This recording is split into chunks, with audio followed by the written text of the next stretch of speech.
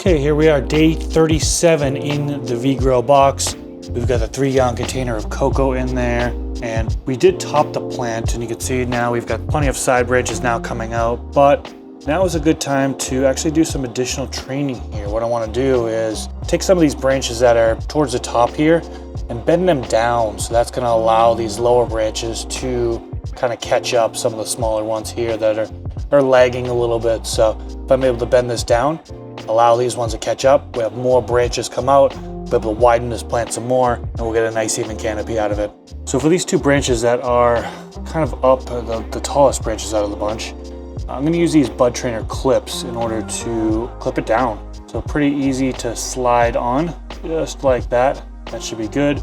I'll do it to the other one as well. There we go.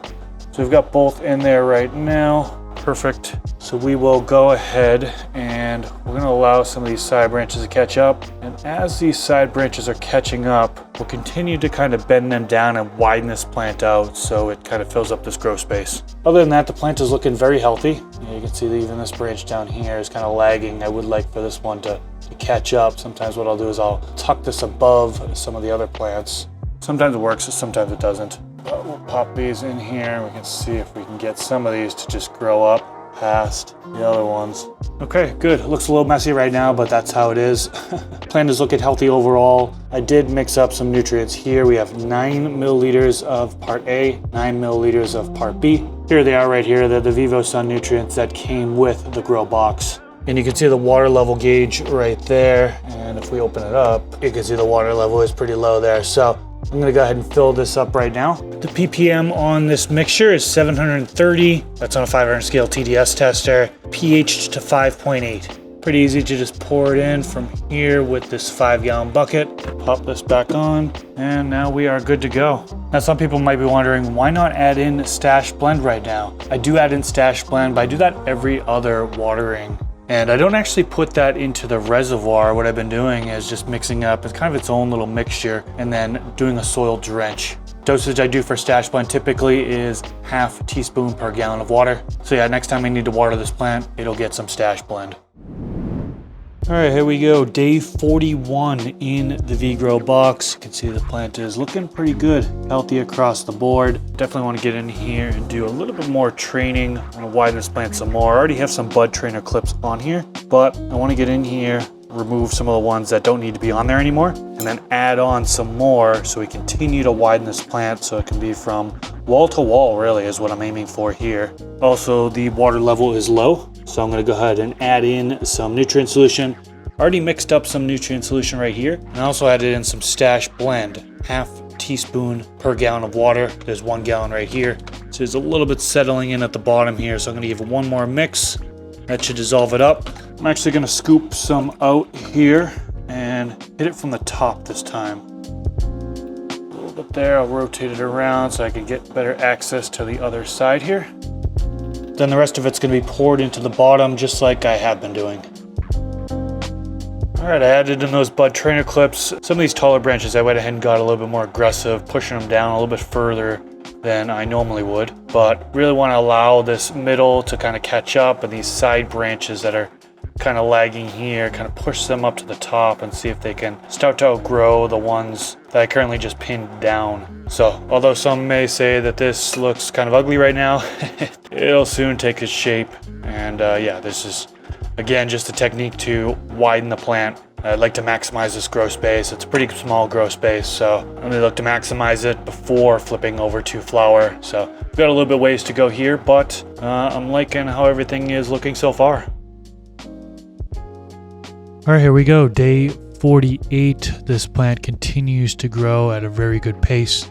And you can see that some of these branches start to grow up and dominate other branches. So this training is a continuous process. I'm taking bud trainer clips off of some branches, putting on the other, lightly bending branches down with my hands as well. And yeah, it's just coming in there every day and doing a little bit of work on it. And it's not too bad. It's actually pretty easy overall. So I'll continue to train these plants. We'll let them do their thing. Then we'll check back in when everything is fully maxed out in this grow tent. All right, let's fast forward over to day 1 of flower, and you can see a very, very big change in growth since the last update. I actually left the country for about 5 days. Wasn't sure how much the plant would grow while I was gone, and it grew a ton. And if we look all the way back at the edge here, you can see this area is good. It's when you get into the yellow where it's kind of overgrown. So I'm hoping in the next 3 weeks it doesn't grow up past the yellow. You can see it actually recommends that you flip to flower a lot earlier. So there is a good chance that this might overgrow the grow space. I've been continuing to kind of bend down the sides, trying to max out this grow space, get every little nook and cranny filled up. Kind of in the corners here, for example. I should get in here and do a little bit of defoliation to kind of make sure air is getting through the canopy there. I'll get a lollipop going so we clear up some of these bottoms. Like this branch, for example, isn't going to make it very far, so definitely want to remove that. I'll probably remove the lower third of the plant. That should definitely help it focus on top growth, and then of course a bud development as well. It did spend a total of 60 days in the veg stage, which is a lot longer than I typically like to go, but that's okay. This is my first grow in this smart box, and just kind of get the feel for it really. I can always cut back growth if needed, if it just stretches like crazy and it's up towards the top. Well, last resort would be to cut back some of that growth, but we'll see how this plant stretches. I'm estimating about 3 weeks here in the stretch phase, and then we'll stop and focus entirely on producing buds. Let's see, so it says 78 degrees Fahrenheit, 55% relative humidity. Now that is with this all open. It was hovering around 82 to 84 degrees Fahrenheit. The heat has really been an issue throughout this entire grow. There is no cooling in this unit, so it's passively bringing air from the outside. It says 85 degrees for the outside, which doesn't seem accurate. So I'm not sure where it's really grabbing this number from, but despite the temperature being higher than I like, plant growth is still looking good, so we're gonna keep it going. I definitely want to give a thanks to VivoSun for sponsoring this series. You can find this grow box on their website or on Amazon, and use the discount code MrGrow15. That'll get you a discount on any of their products. And I'll definitely have a link to their website and Amazon down in the description section below.